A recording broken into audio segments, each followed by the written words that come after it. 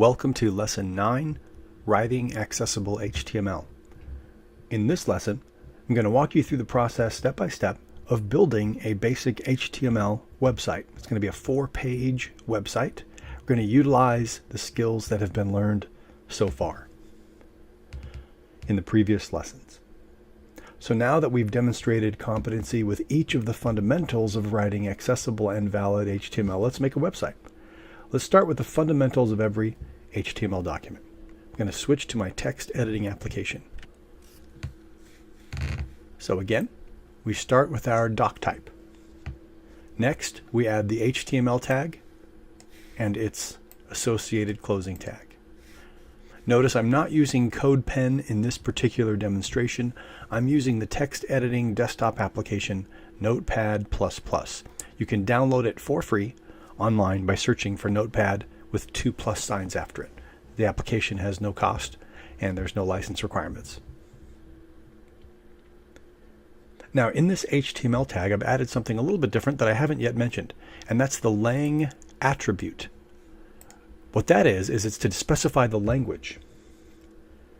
And it ensures that the content of the page will be read in the correct language and accent for screen readers. So since the content of this page is written in English, we're specifying the 2-character designator or value for the lang attribute en. If your content was written in Spanish, the 2-character attribute for that is es, and so forth. You can look up 2-character language attributes or HTML lang attribute values online and see a list of them and what they are for.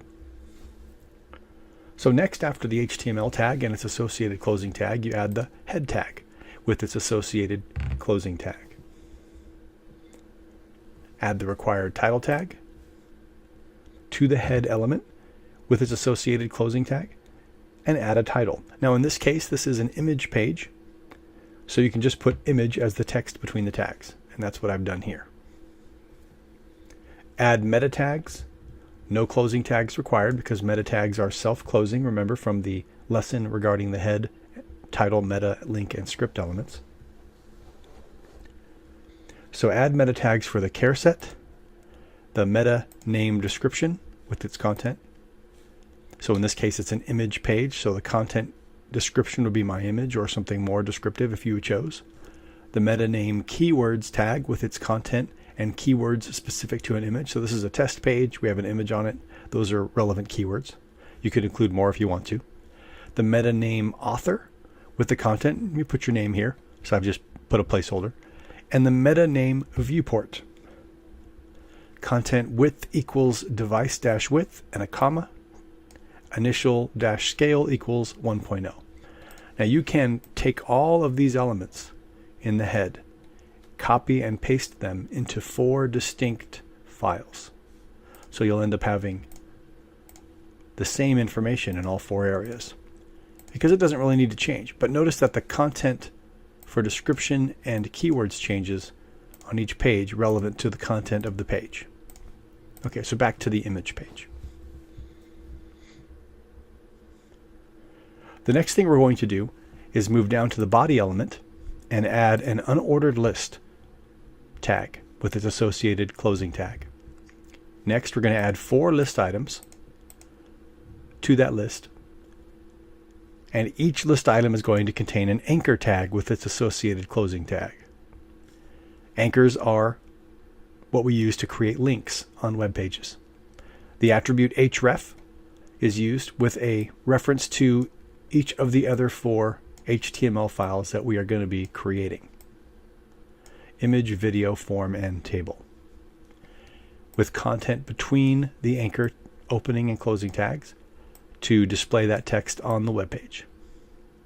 So this will actually be the text site visitors will click on to access the web pages that are linked here in the href attribute value. This area as well can also be copied and pasted to all 4 of the associated pages. So therefore you will have 4 unordered lists that will all be the same. And essentially, for simplicity's sake, this will become the navigation menu for your 4-page website. So everything from this unordered list closing tag all the way up to the top of the page is all going to be the same. The only thing that will change will be the content of the title tag, the content of the description value, and the content of the keywords values. Everything else is the same.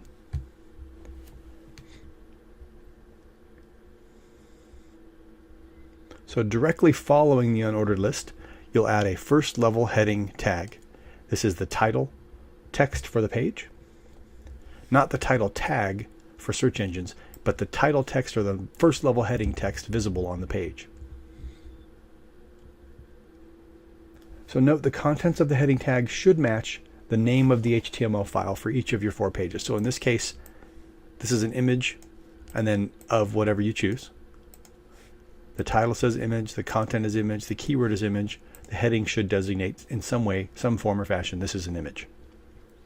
Add a paragraph tag with some type of descriptive text talking about an image, so it's relevant. Then you would add your image tag and reference an image that you have downloaded. Now what I've referenced here, this link that's shown in the source attribute value, is an image from unsplash.com. Now unsplash.com provides photographs for free, as I said during the lesson on images and video. You can go to unsplash.com, search for images, and download images and use them without fear of copyright infringement or licensing issues. The photographers who upload images to unsplash.com do so free of charge and donate them for use for free. So in this case, this is an image, a photo of a mountain. I've set the width attribute specifically so that it will not be overly large on the page. Usually they're high resolution from the unsplash.com website and are very large. Make sure that you include an alt attribute with a value that explains the content and function or meaning of the image on the page. So in this case, photograph of a mountain. The alt attribute's required to validate your HTML and for accessibility compliance. So now that we have this image page completed, we would click File, Save As. Navigate to your desktop and click this folder icon here for Create a New Folder. See the new folder appear. We're just going to call it Website.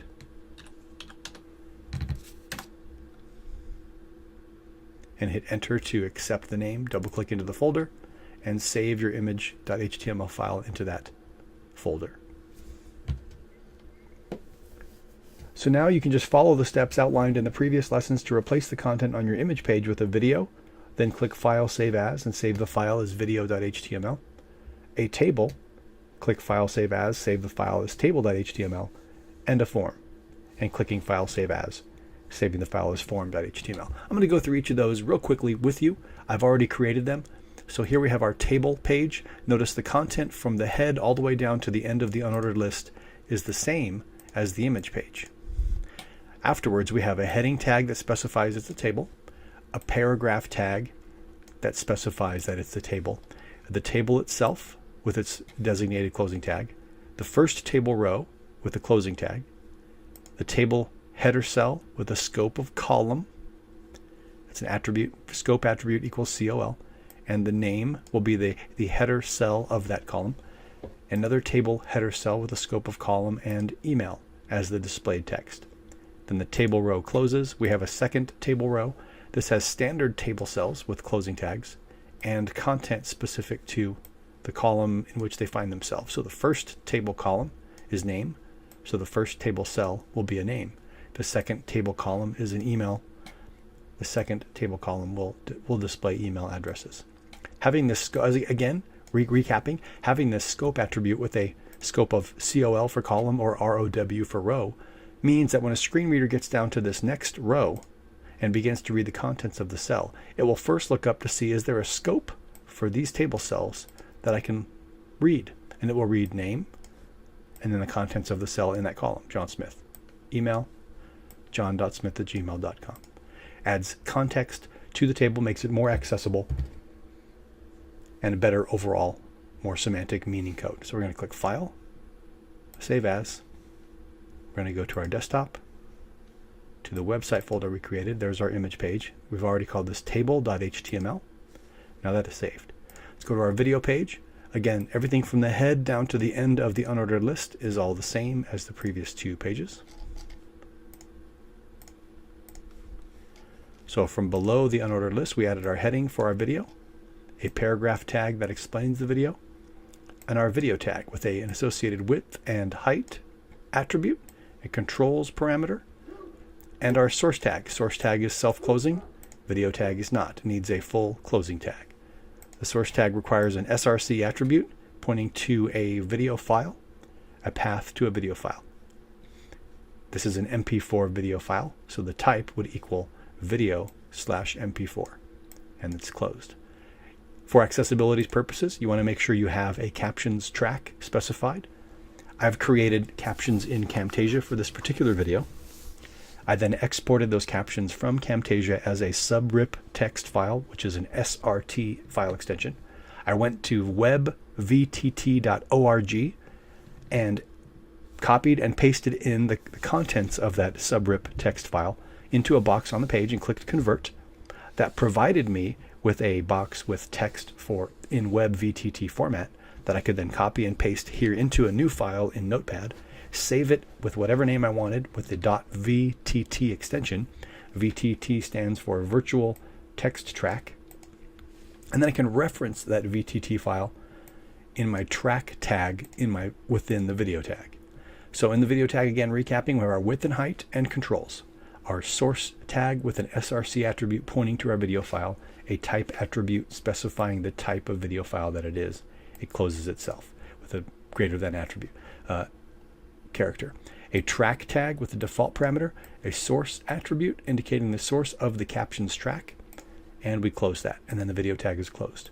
And that's it for the video page. So we're going to click File and Save As, navigate to our desktop, go to our website folder, and save our video file. Lastly, our form page. So again, everything from the head down through the end of the unordered list, which is our navigation menu, is the same as the previous pages. We add our heading for the contact form. We add our paragraph explaining what the form is for. We have our form tag that's opened and closed properly. The required action attribute, that to make it valid HTML, there must be an action attribute for every form. We have a generic named process script to process the form data. We're not actually pointing to a real script, but if you had one that you found that you wanted to use or that you wrote, then you would reference the path to it here. You have a label for name. Name is the text that will display on the page, and a properly closed label tag. An input type text field with an ID of name. The ID name matches the for name attribute from the label. That way the label and the input field are associated with each other. We have a label for email and an input type text with an ID of email. Notice the for attribute and the ID attribute match. The label and input here are now associated because of the for and ID attributes matching. Email text here is going to display next to the form field. And we have an input type of submit, which all browsers recognize as a button. All assistive technologies also recognize the type submit as a button. So notice we had type of text for this input, type of text for this input, and type of submit for this input. So that's two text fields and a submit button. And the value of your input type submit, the value is the text that will display on the button. So that when they click on that submit button, which will actually say volunteer me based on this value, it will reference the process script that you have referenced in your action for your form and do whatever it is that that script is instructing it to do with the values that have been entered into these input fields. So again, recapping, the benefit of having a label for attribute matching an input ID attribute is that site visitors can click on the text that is next to the label and it will activate the input field that it is for which it is associated. More usable, more accessible, better HTML, more semantic meaning, and just a better overall way to do it. So once you've completed all these steps, we're going to do a file save as on this one. We're going to go to our desktop, the website folder that we created, and we're going to save our form file into that folder. So now we're going to go to the desktop with a Windows D key. Here's our website folder. Going to double click into that. And here we have our 4 pages. So you can right click any one of these and then just click open. That will open the page that you've right clicked on in your default web browser, and it will render it on the page based on the code that you have written. All right, so let me zoom in on this a little bit. I do that with Control+. So here is our navigation menu that is our unordered list. Here is our heading text, our paragraph, and our image. Let's go to our video page. Here is our navigation menu, our heading text and paragraph, and the video. How about our form page? Here's our navigation menu, heading and paragraph text. And notice when I click on the label, because I've associated the label tag and the input type, the for and the ID parameters are matching, it activates the text field when I click on the label. More usable and more accessible. And here's our button with Volunteer Me. And then finally our table. So here is our navigation menu, heading, text, and our table. Now, I don't have any styling added to the table, so you can't see the cell separation, but you can see that these are table headers, so they've automatically been made bold. We did not make them strong or bold in our code, and these are table content cells. So that's it. You have created a website. You have successfully created a 4-page website with navigation. There's no layout or style, but it is a functional, accessible, and valid website.